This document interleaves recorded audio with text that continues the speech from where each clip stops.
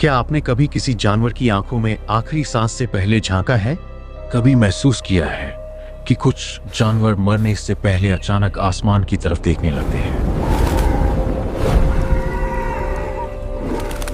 जैसे उन्हें कोई दिखाई दे रहा हो। कुछ लोग कहते हैं कि मौत के बाद इंसान की आत्मा भटकती है, लेकिन सवाल ये है कि क्या जानवरों की भी आत्मा होती है? अगर होती है तो मरने के बाद वो कहाँ जाती है? क्या उन्हें भी अगले जन्म मिलते हैं? क्या वो भी अपने मालिक से दोबारा मिल सकते हैं? गरुड़ पुराण में आत्मा, मृत्यु और पुनर्जन्म के बारे में कई रहस्यमयी बातें बताई गई हैं, लेकिन बहुत कम लोग जानते हैं कि इस ग्रंथ में पशुओं और जीवों के बारे में भी ऐसे संकेत मिलते हैं जो सुनकर रोंगटे खड़े हो जाते हैं। कल्पना कीजिए, एक कुत्ता जो अपने मालिक की मौत के बाद कई दिनों तक उसी दरवाजे पर बैठा रहा, एक गाय जो अपने बछड़े की मौत के बाद खाना पीना छोड़ देती है, एक हाथी जो अपने साथी की मृत्यु पर रोता है। क्या यह सिर्फ भावना है या इसके पीछे आत्मा का कोई गहरा रहस्य छिपा है? दोस्तों, हिंदू धर्म में यह माना जाता है कि इस संसार में जितने भी जीव हैं उन सब में चेतना होती है, और जहां चेतना होती है वहां आत्मा का अस्तित्व माना जाता है। गरुड़ पुराण के अनुसार आत्मा सिर्फ इंसानों में नहीं बल्कि हर जीवित प्राणी में होती है, चाहे वो पशु हो, पक्षी हो या कोई छोटा सा कीड़ा ही क्यों न हो। फर्क सिर्फ इतना है कि इंसान को सोचने और कर्म चुनने की अधिक शक्ति दी गई है। लेकिन यहाँ सबसे बड़ा सवाल पैदा होता है, अगर जानवरों में भी आत्मा होती है तो क्या उन्हें भी स्वर्ग और नरक मिलता है? गरुड़ पुराण के अनुसार हर आत्मा अपने कर्मों के अनुसार यात्रा करती है, लेकिन पशु योनि को ऐसी अवस्था माना गया है जहां आत्मा अपने पिछले जन्मों के कर्मों का फल भोगती है।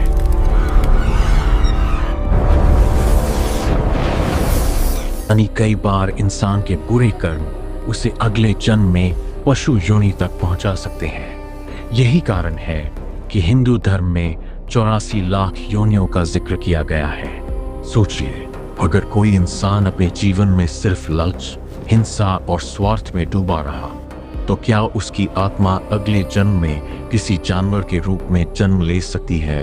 गरुड़ पुराण इस संभावना को पूरी तरह नकारता नहीं है। अब जरा इस बात पर ध्यान दीजिए, कई जानवर ऐसी चीजें महसूस कर लेते हैं जो इंसान नहीं कर पाता। आपने देखा होगा कि कुछ कुत्ते अचानक रात में बिना वजह रोने लगते हैं। कई लोग मानते हैं कि वो किसी अदृश्य शक्ति को महसूस कर लेते हैं। कुछ गांवों में आज भी ये माना जाता है कि अगर कोई कुत्ता लगातार एक ही दिशा में देखकर रोए तो वहां किसी आत्मा की मौजूदगी हो सकती है। क्या ये सिर्फ अंधविश्वास है या सच में जानवरों का संबंध किसी अदृश्य दुनिया से होता है? गरुड़ पुराण में बताया गया है कि मृत्यु के बाद आत्मा कुछ समय तक सूक्ष्म रूप में रहती है। उस समय कई पशु और पक्षी उस ऊर्जा को महसूस कर सकते हैं। शायद यही वजह है कि कुछ जानवर मौत के आसपास अजीब व्यवहार करने लगते हैं। दुनिया में ऐसे हजारों किस्से हैं जहां पालतू जानवर अपने मालिक की मौत से पहले बेचैन हो जाते हैं। कुछ अचानक खाना छोड़ देते हैं, कुछ लगातार रोते हैं और कई बार मालिक की मौत के कुछ समय बाद वो खुद भी मर जाते हैं। क्या ये सिर्फ प्यार है या आत्माओं का कोई गहरा संबंध? एक और रहस्यमयी बात सुनिए। हिंदू धर्म में गाय को माता कहा गया है, नागों को देवताओं से जोड़ा गया है, बंदरों को हनुमान जी का रूप माना जाता है, गरुड़ को भगवान विष्णु का वाहन कहा गया है। आखिर ऐसा क्यों? क्योंकि प्राचीन मान्यताओं के अनुसार कुछ जीवों में विशेष आध्यात्मिक ऊर्जा होती है। कुछ आत्माएं ऐसी होती हैं जो सामान्य नहीं मानी जाती। यही कारण है कि कई मंदिरों में आज भी पशुओं और पक्षियों को सम्मान दिया जाता है। लेकिन यहाँ एक डरावना सवाल खड़ा होता है, अगर जानवरों में आत्मा होती है तो क्या उन्हें दर्द, मोह और बिछड़ने का एहसास भी इंसानों जैसा होता है?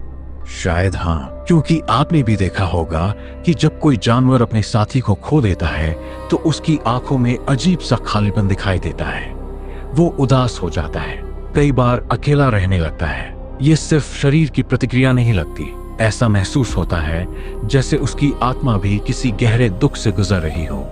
गरुड़ पुराण में यह भी कहा गया है कि हर आत्मा मोक्ष की यात्रा पर है। फर्क सिर्फ इतना है कि इंसान के पास उस यात्रा को समझने की क्षमता ज्यादा होती है, लेकिन इसका मतलब ये नहीं कि बाकी जीव महत्वहीन है। हर प्राणी उसी परमात्मा का अंश माना गया है। अब जरा एक और रहस्य समझिए। कई संत और योगी दावा करते थे कि कुछ जानवर अपने पिछले जन्मों की ऊर्जा लेकर पैदा होते हैं। शायद इसलिए कुछ जानवर असामान्य रूप से शांत होते हैं और कुछ बेहद हिंसक, कुछ इंसानों से तुरंत जुड़ जाते हैं, जैसे उन्हें पहले से जानते हो। क्या कभी आपके साथ ऐसा हुआ है कि कोई जानवर पहली बार मिलने पर भी आपसे अजीब तरीके से जुड़ गया हो, जैसे वो आपको पहचानता हो? कुछ लोग इससे सिर्फ भावना कहेंगे, लेकिन आध्यात्मिक मान्यताएं इसे आत्माओं का संबंध मानती हैं। गरुड़ पुराण में एक बात बार बार समझाई गई है कि मृत्यु अंत नहीं है, आत्मा सिर्फ शरीर बदलती है। और अगर ऐसा है तो शायद ये दुनिया सिर्फ इंसानों की नहीं, बल्कि उन अनगिनत आत्माओं की भी है जो पशु और पक्षियों के रूप में हमारे आसपास मौजूद हैं। अब सोचिए, जब कोई पालतू जानवर मरता है तो क्या उसकी आत्मा अपने मालिक को आखिरी बार देखने आती होगी? क्या वो फिर किसी नए जन्म में लौटता होगा? और क्या कभी ऐसा हो सकता है कि हम जिन जानवरों को साधारण समझते हैं वो किसी पिछले जन्म की अधूरी कहानी लेकर हमारे सामने आए हों? इन सवालों का जवाब शायद विज्ञान के पास नहीं है, लेकिन गरुड़ पुराण और प्राचीन मान्यताएं एक ऐसी दुनिया की ओर इशारा करती हैं जो दिखाई नहीं देती, लेकिन शायद हर पल हमारे आसपास मौजूद है। तो अगली बार जब कोई जानवर आपकी आंखों में देखे तो एक पल रुककर सोचिएगा, कहीं ऐसा तो नहीं कि उस शरीर के पीछे भी एक ऐसी आत्मा छिपी है जो कुछ कहना चाहती है। और अब आप मुझे कमेंट में बताइए, क्या आपको लगता है कि जानवरों की आत्मा होती है और क्या वो भी इंसानों की तरह पुनर्जन्म लेते हैं? अगर ये रहस्यमयी जानकारी आपको सोचने पर मजबूर कर गई तो वीडियो को लाइक जरूर करें, अपने दोस्तों के साथ शेयर करें और ऐसे ही रहस्यमयी और आध्यात्मिक रहस्यों के लिए चैनल को सब्सक्राइब करना मत भूलिए।